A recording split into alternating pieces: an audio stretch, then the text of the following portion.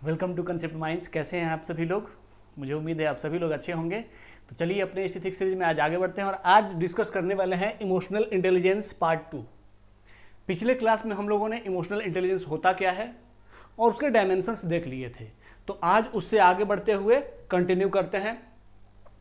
पिछले क्लास में हम लोगों ने देखा था कि इमोशनल इंटेलिजेंस क्या है, तो it is use of head and heart, मतलब बुद्धिमत्ता और भावना दोनों का सम्मिश्रण क्या है, इमोशनल इंटेलिजेंस है।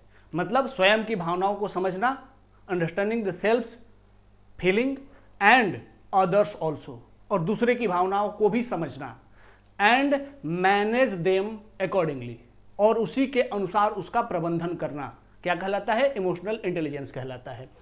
इमोशन हम सभी जानते हैं, इमोशन पॉजिटिव भी हो सकते हैं, निगेटिव भी हो सकते हैं। पॉजिटिव जैसे कि हैप्पीनेस, कॉन्फिडेंस, निगेटिव जैसे कि एंगर और depression.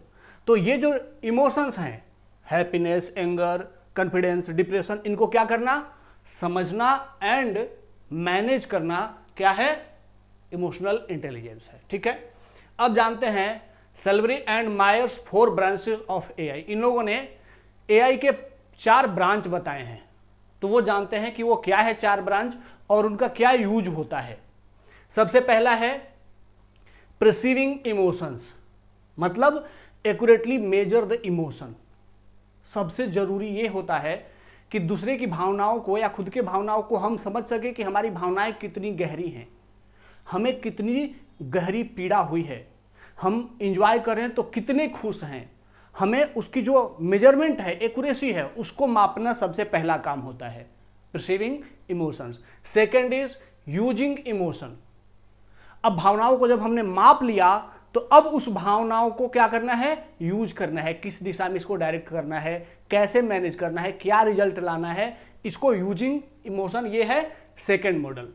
Third is understanding emotion. Accurately measure emotion में होता है कि हम उसको मेजर कर रहे होते हैं कि इमोशन एग्जैक्टली है क्या, और अंडरस्टैंडिंग इमोशन में हम उसकी डेप्थ एंड विड्थ के साथ साथ यह भी जानते हैं कि इसका कॉज क्या था, इस इमोशन के लिए ये जो हमारी भावनाएं हैं यह कहां से उत्पन्न हुई हैं। ठीक है, और चौथा है मैनेजिंग इमोशंस, और तब उसके अकॉर्डिंग अपने इमोशन को, अपने भावनाओं को मैनेज कर लेना, नियंत्रण कर लेना। यहां पे क्या है, यूजिंग इमोशन, यहां पे नियंत्रण नहीं है, इमोशन को यूज करना है, एक दूसरे दिशा में कहां ले जाना है उधर जाएंगे, लेकिन यहां पर अपने इमोशन को कंट्रोल करना। ठीक है, अब इसको एग्जाम्पल के साथ समझते हैं। जैसे सत्येंद्र दुबे, आप सभी जानते हैं, जब इंडिया नेशनल हाईवे प्रोजेक्ट लेकर के काम कर रहा था और पूरे देश भर में सड़कों का जाल बनाया जा रहा था during the tenure of prime minister Atal Bihari Vajpayee, तो उस समय नेशनल हाईवे प्रोजेक्ट में बिहार में बड़े स्तर पर भ्रष्टाचार हो रहा था। और उस समय NHAI के इंजीनियर थे वहां पर Satyendra Dubey, he was an IES officer, Indian engineering service के ऑफिसर थे।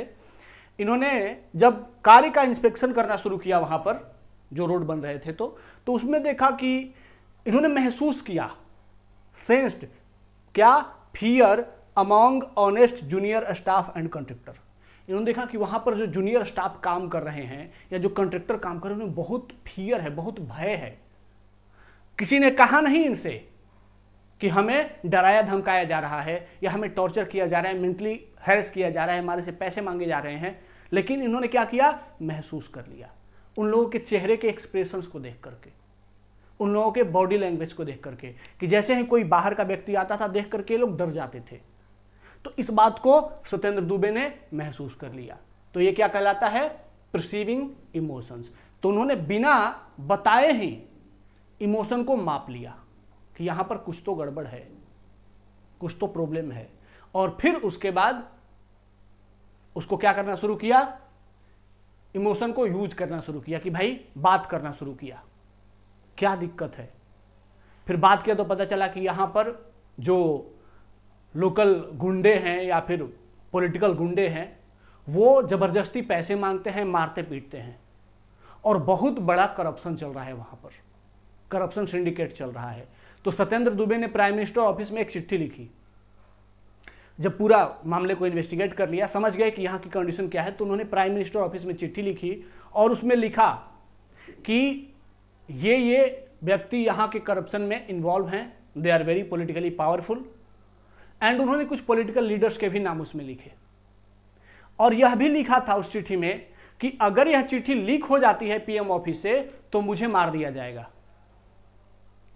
पीएम ऑफिस में वो चिट्ठी गई, वहां से चिट्ठी लीक हो गई और फाइनली सत्येंद्र दुबे को मार दिया गया। He was a very honest officer but got killed. क्यों? क्योंकि इन्होंने एनएचआई में होने वाली करप्शन को बाहर किया था। तो लेकिन हम उनके सेकंड पार्ट पे नहीं जा रहे हैं कि उन्हें मार दिया गया, बट इन्होंने बिना बात किए ही जान लिया कि यहां गड़बड़ है, यहां करप्शन है। किससे? बॉडी लैंग्वेज से।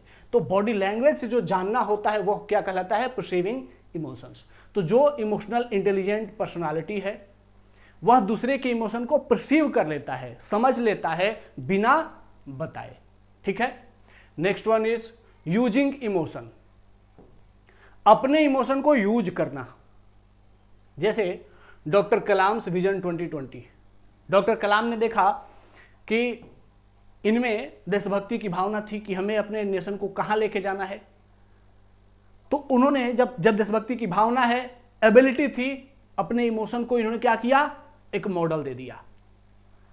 क्या कर दिया? एक स्ट्रक्चरल विजन बना दिया कि हमें इंडिया को यहां लेके आना है, रास्ते ऐसे हैं, रास्ते भी बता दिए। तो इनके अंदर क्या थी? इमोशन थी। किस बात की? पेट्रियोटिज्म की, देशभक्ति का भावना था। उस देशभक्ति को इन्होंने अपने थॉट के साथ, अपने नॉलेज के साथ ऐड किया और इंडिया 2020 किताब लिख करके और क्या किया? जो साइंटिस्ट थे, जो देश के साइंटिफिक थिंकिंग का जो समूह था, उसको इंस्पायर किया कि चलो हम मिलकर के इंडिया को ग्रेट बनाते हैं 2020 में।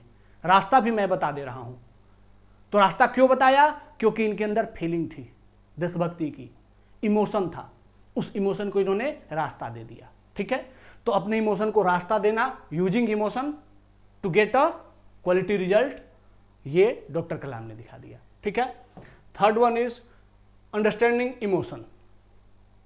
इसमें हम इमोशन के कॉज, उसके डेप्थ एंड विड्थ को भी जानने की कोशिश करते हैं। जैसे आईपीएस के विजय कुमार, ये केरला के आईपीएस हैं, is a very famous IPS officer of Kerala. इनके पास एक पता चला एक थाने में कि एक मेंटली इल, इन्हें पता नहीं था कि वो व्यक्ति मेंटली इल है, पुलिस ऑफिसर्स को भी पता नहीं था कि वो व्यक्ति मेंटली इल है।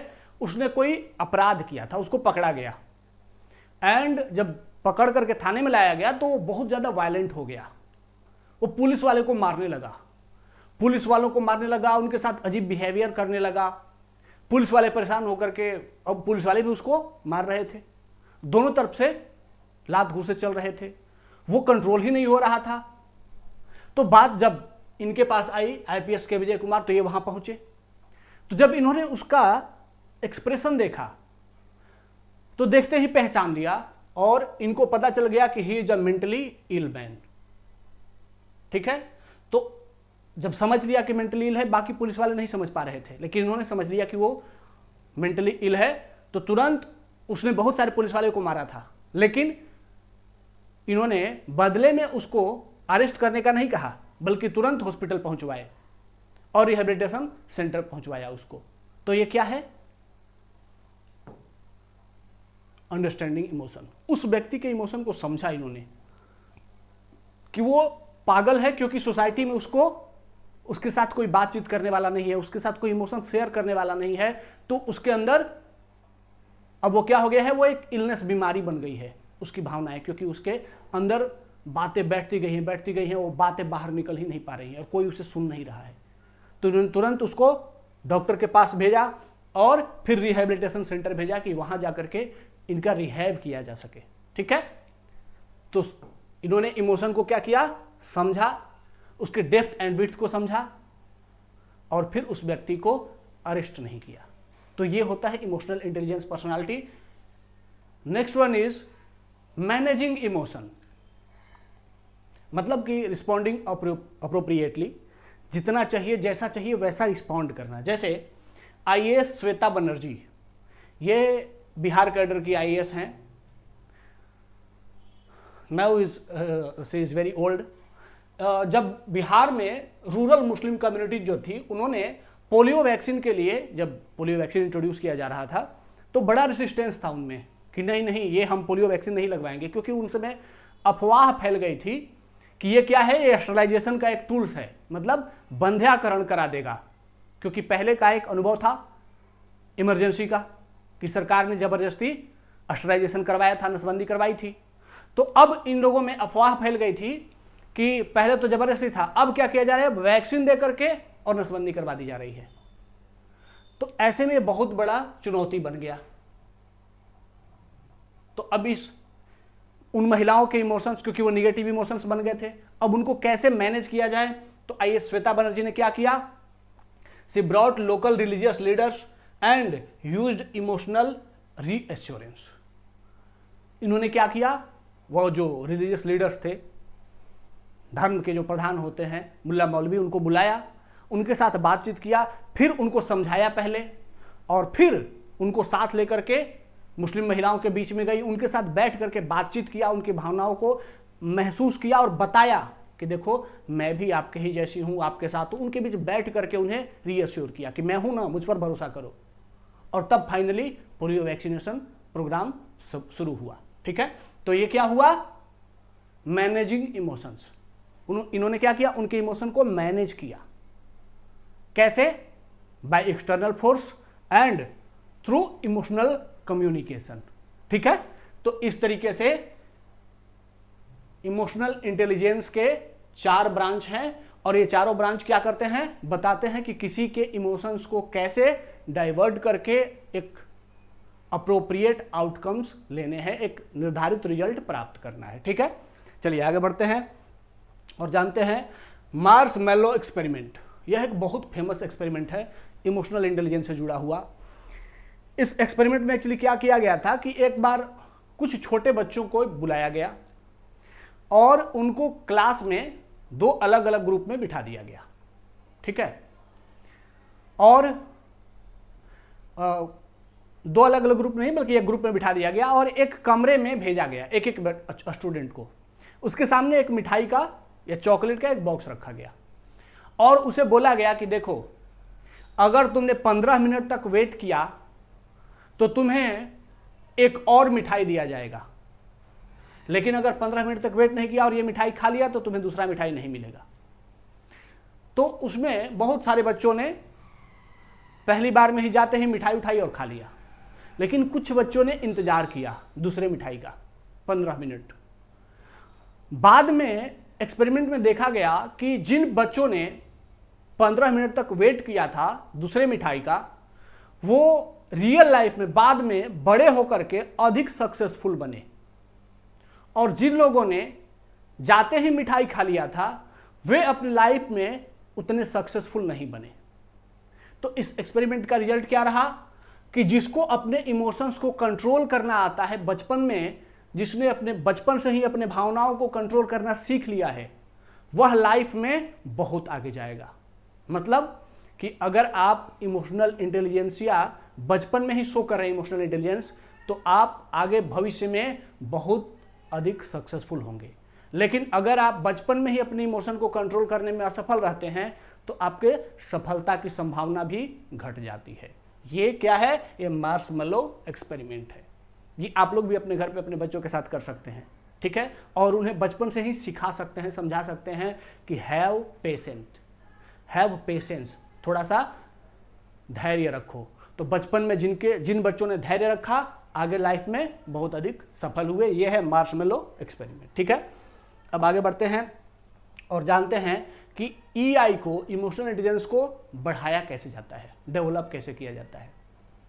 ठीक है, इंडिविजुअल स्तर पर अगर हम बात करें तो अगर किसी व्यक्ति को अपने इमोशनल इंटेलिजेंस को बढ़ाना है, भावनात्मक बुद्धिमत्ता को बढ़ाना है, तो उन्हें सबसे पहला क्या करना चाहिए, इंप्रूव लिसनिंग। उन्हें दूसरे की बातों को ध्यान से सुनना चाहिए। ठीक है, second one is generating empathy. दूसरे की भावनाओं को महसूस करना चाहिए कि वह क्या महसूस कर रहा है, खुद से सोचना चाहिए उसके परिस्थिति में खुद को ला करके। ठीक है। Third one is 3Ds। 3Ds मतलब डिबेट, डिसेंशन एंड डिस्कशन। डिबेट करने से भी आपकी इमोशनल इंटेलिजेंसिया क्या होती है, बढ़ जाती है। डिसेंशन मतलब दूसरे से डिसअग्री होने से, हर बात पे सहमत होना जरूरी नहीं है, कभी कभी असहमति जताने से भी आप उसके असहमति जताते हैं तो असहमति के पॉइंट भी ढूंढते हैं। तो इस तरीके से इमोशनल इंटेलिजेंसिया आपकी बढ़ती है। और तीसरा डिस्कशन, जितना आप डिस्कस करेंगे मुद्दों पे उतना अधिक आपका इमोशनल इंटेलिजेंस स्ट्रांग होगा। Third one is role modelling. Role modelling मतलब दूसरों से देख करके सीखना। जिन्होंने अच्छा लाइफ में परफॉर्मेंस किया है उनके जीवन स्ट्रक्चर को सीखना, समझना, इससे भी आप इमोशनली इंटेलिजेंट होते हैं। फिर इमोशनल लिटरेसी, भावनाओं को समझने की जानकारी प्राप्त करना कि किसी की भावनाएं किस किस प्रकार से व्यक्त हो सकती हैं, भावनाओं के एक्सप्रेशन करने के तरीके क्या होते हैं। इनको जितना आप पढ़ेंगे उतना आप भी इनको और बेहतर समझने लगेंगे। फिर इम्पार्टिंग वैल्यूज, अपने अंदर मूल्य विकसित करना। जितना आप इथिकल होंगे, नैतिक होंगे, उतने अधिक आप इमोशनली स्मार्ट होंगे। ठीक है। तो अपने अंदर वैल्यू विकसित करना। अगला है कम्युनिकेशन स्किल्स। अपने कम्युनिकेशन स्किल्स को जितना बेटर करेंगे आप, कम्युनिकेशन स्किल्स इसलिए ताकि आप अपनी भावनाएं दूसरे को समझा सकें, अपनी बातें दूसरों को पहुंचा सकें। तो जितना आपका कम्युनिकेशन स्किल्स बेटर होगा उतने आपका इमोशनल इंटेलिजेंस भी बेटर होता चला जाएगा। ठीक है। तो ये सभी करके किसी भी इंडिविजुअल में क्या किया जा सकता है, इमोशनल इंटेलिजेंस को बढ़ाया जा सकता है। ठीक है। अब आते हैं सिविल सर्वेंट्स में इमोशनल इंटेलिजेंस कैसे बढ़ाया जाए। तो सबसे पहला है कि एक अच्छा सिविल सर्वेंट्स वही होगा जो एक अच्छा इंडिविजुअल होगा। तो अगर एज एन इंडिविजुअल उसने ये सब सारे गुण उसमें हैं तो वो ऑब्वियसली एक अच्छा सिविल सर्वेंट्स बनेगा। ठीक है। लेकिन इन सब गुणों के बाद भी सिविल सर्वेंट्स को और अधिक इमोशनली स्मार्ट होने की जरूरत पड़ती है, क्योंकि उसका वर्क स्पेस बहुत बड़ा होता है, कार्यक्षेत्र बहुत बड़ा होता है। अब आते हैं उसको क्या करना चाहिए। तो capacity building programmes, civil servants के लिए कार्य क्षमता विस्तार के लिए ऐसे अनेक प्रोग्राम्स होने चाहिए ताकि वहां पर जा करके वो रियल एक्सपीरियंस कर सके। एम्पैथी ट्रेनिंग, एम्पैथी ट्रेनिंग मतलब उन्हें दूसरे की भावनाओं को स्वयं महसूस कराने की ट्रेनिंग दी जानी चाहिए। तो जो भारत दर्शन प्रोग्राम होता है, जब सिविल सर्वेंट्स आप बनते हैं तो भारत दर्शन किया जाता है, पूरे भारत को घुमाया जाता है लगभग 1 साल। तो उसमें पूरे भारत में जो सबसे गरीब सोसाइटी है, सबसे गरीब जनजाति है, सबसे दूर की जो जनजाति है, जैसे अंडमान निकोबार है, या फिर बहुत सारे ऐसे गांव हैं हमारे भारत में जो कि एड्स के लिए कुख्यात हैं, वहाँ पर ले जाया जाता है। वहाँ के लोगों के बीच में आपको रख करके उनके इमोशंस को फील करवाया जाता है। ठीक है। तो ये जो किया जाता है एम्पैथी ट्रेनिंग, इससे क्या होता है, आप दूसरों की भावनाओं को, उनकी पीड़ा को महसूस करने लगते हैं। तो एम्पैथी ट्रेनिंग से इमोशनल इंटेलिजेंसिया बढ़ाया जाता है।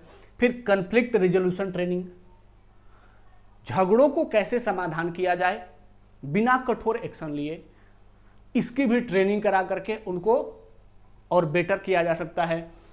Separating work environment, supportive work environment, उनके लिए जो वर्क इन्वायरमेंट है, जब वो काम करने, सर्विस ज्वाइन करें तो उस समय उनके आसपास का जो माहौल हो वो फेवरेबल हो, उनको अच्छे काम के लिए प्रेरित करने वाला हो, न कि उनके आसपास भ्रष्ट अधिकारियों का ग्रुप हो। तो ईमानदार अधिकारियों के बीच का ग्रुप हो, इनको अपने लाइफ में अगर ये कोई डिसीजन लेते हैं तो इसको प्रोत्साहन देने वाला ग्रुप हो। तो ऐसे करके भी इनमें इमोशनल इंटेलिजेंस बढ़ाया जा सकता है। एक्सपेरिमेंटल लर्निंग, इनको अपॉर्चुनिटी दिया जाए कि भाई आप अगर कुछ एक्सपेरिमेंट करना चाहते हैं एज ए सिविल सर्वेंट तो कीजिए, एक्सपेरिमेंट कीजिए। अगर एक्सपेरिमेंट सफल होता है तो आप उससे कुछ सीखेंगे, तो ऐसा मौका दिया जाए उन्हें। ठीक है। साथ ही filling cultural gap, cultural gap जैसे जो सिविल सर्वेंट्स हैं और जो कॉमन पब्लिक है, इनके बीच एक बहुत बड़ा गैप बना हुआ है। ठीक है। क्योंकि ये कल्चर है ना ब्रिटिश कल्चर, कि हम जो सिविल सर्वेंट्स हैं वो बॉस होते हैं और जो आम लोग होते हैं उसके नीचे काम कर, उनके लिए उसके अंडर हैं, सर्वेंट्स जैसे हैं। जबकि in reality civil servants are known as servants, नाम में ही सर्वेंट है लेकिन वो बॉस होते हैं इन रियलिटी। तो ये जो गैप है, उनके बीच का जो कल्चरल गैप है, उसको भी दूर किया जाए। इनको आम लोगों के बीच में रहना, उनके साथ बैठना, बातचीत करना, इनको प्रमोट किया जाए, तो ये क्या होंगे? इमोशनली इंटेलिजेंट होंगे। ठीक है, तो इस तरीके से हमने समझ लिया कि इंडिविजुअल्स में और ब्यूरोक्रेट्स में इमोशनल इंटेलिजेंस को कैसे इनकलकेट किया जा सकता है। अब आगे बढ़ते हैं, जानते हैं कि भारत में परंपरागत रूप से what is the traditional way of emotional intelligence development. ठीक है, तो ये हमारे भारत का प्राचीन रूप से, प्राचीन काल से कुछ पद्धतियां हैं जो कि इंसान के अंदर इमोशनल इंटेलिजेंस को प्रमोट करने के लिए डिजाइन की गई। जैसे योगा एंड मेडिटेशन। आप जितना योगा एंड मेडिटेशन करेंगे उतना आप इमोशनली इंटेलिजेंट होंगे। आप में क्या होगा? आप में धैर्य की क्षमता होगी, आप दूसरों की भावनाओं को समझ पाएंगे। ठीक है, next one is Vedanta and self inquiry. जो हमारी वेदांता फिलॉसफी है, जिसे हम उपनिषद कहते हैं, उपनिषदीय फिलॉसफी, वो क्या कहती है? नो योर सेल्फ, खुद को जानो। यू आर ब्रह्मा, तुम ब्रह्म हो, तो ब्रह्म हो तो ब्रह्म के जैसा आचरण करो। तो खुद को जानने के पीछे, खुद को जानने के लिए ये जो फिलॉसफी कहती है कि खुद को जानो, तो इस तरीके से अपने भावनाओं को जानना, अपने एक्शन को जानना, अपने नेचर को जानना, एज अ ह्यूमन बीइंग खुद को जानना, यह भी इंसान को क्या बनाता है? इमोशनल इंटेलिजेंट बनाता है। दूसरा, अगला, भक्ति एंड कंपैशन। भक्ति और करुणा। जितनी आप में भक्ति होगी, भक्ति का मतलब भगवान और भक्त, भगवान श्रेष्ठ है, मैं उनके अधीन हूं, और अब मैं भगवान से क्या हूं? भगवान से करुणा की भीख मांगता हूं। हे प्रभु, मुझ पर दया करो, करुणा करो। तो ये जो करुणा है, जब मैं ईश्वर से करुणा की बात करता हूं तो मैं दूसरों के प्रति भी वैसा ही व्यवहार करता हूं। तो जो भक्ति की संकल्पना है, भक्ति का कंसेप्ट है, यह भी हमें क्या बनाता है? इमोशनली इंटेलिजेंट बनाता है। हम दूसरों की भावनाओं को, दूसरे के इमोशंस को रिस्पेक्ट करने लगते हैं। फिर ज्ञाना एंड सेल्फ रिफ्लेक्शन। ज्ञान मार्ग है हमारे यहाँ, ज्ञान मार्ग एंड सेल्फ रिफ्लेक्शन। खुद को महसूस करो, खुद को रिफ्लेक्ट करो, अपने ज्ञान को बताओ, दुनिया के सामने अपने ज्ञान को बताओ। तो हमारे यहाँ सिर्फ ज्ञान प्राप्त करने की परंपरा नहीं है, बल्कि जो ज्ञान आपने लिया है वो क्या करना है? जो जीवन के 4 आश्रम हैं, ब्रह्मचर्य, गृहस्थ, वानप्रस्थ एंड संन्यास। तो जो वानप्रस्थ आश्रम है वो क्या है? कि जो आपने ब्रह्मचर्य एंड गृहस्थ आश्रम में ज्ञान सीखा है, वो सारा ज्ञान आप उस वानप्रस्थ आश्रम में समाज के लोगों और उन बच्चों को देते हैं। तो इस तरीके से ज्ञाना एंड सेल्फ रिफ्लेक्शन, खुद जानना और उस ज्ञान को लोगों के बीच में शेयर करना, इससे भी आप इमोशनली इंटेलिजेंट होते हैं। यह परंपरागत रूप है। Next one is Karma and selfless behaviour. कर्म का सिद्धांत है, कर्मा का कंसेप्ट है कि जो जैसा कर्म करेगा वैसा ही फल पाएगा। ठीक है, इक्वल एंड अपोजिट रिएक्शन होगा, जैसा करोगे वैसा ही आपको फल मिलेगा। तो ये क्या है? Selfless behaviour. तो अपने स्वार्थ को छोड़ करके मानवता की भलाई के लिए कर्म करो, दूसरों के लिए कर्म करो। इसका जो कर्म का कंसेप्ट है, भगवद गीता का जो निष्काम कर्म है, कर्मण्येवाधिकारस्ते मा फलेषु कदाचन, कर्म करो, फल की चिंता मत करो। तो ये जो सेल्फलेस बिहेवियर है, ये क्या कहता है? इंसान को कैसा बना देता है? इंसान को दयावान बना देता है, दूसरों की भावनाओं को रिस्पेक्ट करने वाला बना देता है, दूसरों के दुखों में हेल्प करने वाला बना देता है। तो ये सब जो चीजें हैं वो इंसान को क्या बनाती हैं? इमोशनल इंटेलिजेंट बनाती हैं। तो ये हमारा traditional way of improving emotional intelligence रहा है परंपरागत रूप से। ठीक है, तो इमोशनल इंटेलिजेंस के बारे में हम लोगों ने ठीक ठाक जाना। अभी इसके कुछ डायमेंशंस अभी बाकी हैं, तो वो हम लोग नेक्स्ट क्लास में डिस्कस करेंगे। मुझे उम्मीद है आज जो भी मैंने डिस्कस किया आप लोगों को बहुत अच्छे से समझ में आ रहा होगा। मेरी कोशिश है कि मैं बहुत ज़्यादा बम्बार्डमेंट नहीं करूँ कंटेंट की, और धीरे धीरे आपको समझाते रहूँ। एक और बात है कि मुझे लगता है कि जिस तरीके से ये क्लासेस मैं कराता हूँ, अगर ईमानदारी से कोई क्लास कर ले तो इथिक्स के लिए इससे बेस्ट आपके लिए कुछ नहीं हो सकता है। तो B with me and enjoy the class. आज के लिए इतना ही। थैंक यू, धन्यवाद, जय हिंद।